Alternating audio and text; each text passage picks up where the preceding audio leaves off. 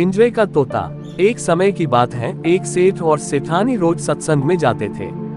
सेठ जी के एक घर एक पिंजरे में तोता पाला हुआ था। तोता रोज सेठ सेठानी को बाहर जाते देख एक दिन पूछता है कि सेठ जी आप रोज कहाँ जाते हैं। सेठ जी बोले कि भाई सत्संग में ज्ञान सुनने जाते हैं। तोता कहता है सेठ जी फिर तो कोई ज्ञान की बात मुझे भी बताओ।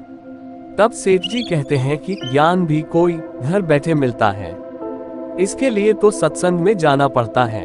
तोता कहता है कोई बात नहीं सेठ जी, आप मेरा एक काम करना, सत्संग जाओ, तब संत महात्मा से एक बात पूछना कि मैं आजाद कब होऊंगा। अगले दिन सेठ जी सत्संग खत्म होने के बाद संत से पूछते हैं कि महाराज हमारे घर जो तोता है उसने पूछा है कि वो आजाद कब होगा। संत को ऐसा सुनते ही पता नहीं क्या होता है, जो वो बेहोश होकर गिर जाते हैं। सेठ जी संत की हालत देखकर चुपचाप वहां से निकल जाते हैं। घर आते ही तोता सेठ जी से पूछता है कि सेठ जी संत ने क्या कहा। सेठ जी कहते हैं कि तेरी किस्मत ही खराब है, जो तेरी आजादी का पूछते ही वो बेहोश हो गए। तोता कहता है कोई बात नहीं सेठ जी, मैं सब समझ गया। दूसरे दिन सेठ जी सत्संग में जाने लगते हैं, तब तोता पिंजरे में जानबूझकर बेहोश होकर गिर जाता है। सेठ जी उसे मरा हुआ मानकर जैसे ही उसे पिंजरे से बाहर निकालते हैं तो वो उड़ जाता है। फिर सत्संग जाते ही संत सेठ जी को पूछते हैं कि कल आप उस तोते के बारे में पूछ रहे थे ना, अब वो कहाँ है। सेठ जी कहते हैं हाँ महाराज, आज सुबह सुबह वो जानबूझकर बेहोश हो गया, मैंने देखा कि वो मर गया है, इसलिए मैंने उसे जैसे ही बाहर निकाला तो वो उड़ गया।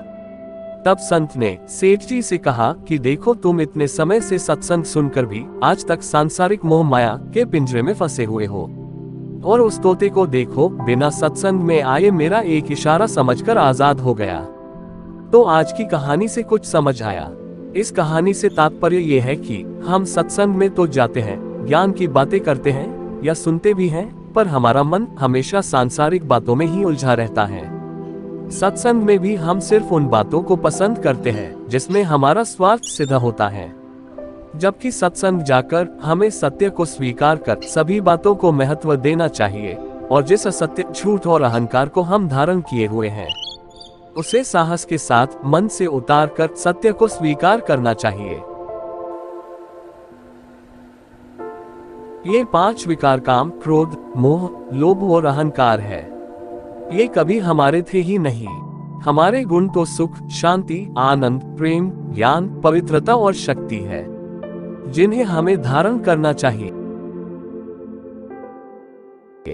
तो इस वीडियो से आपके अंतर्मन और बुद्धि की आवाज क्या कहती है, कमेंट बॉक्स में लिखें। धन्यवाद।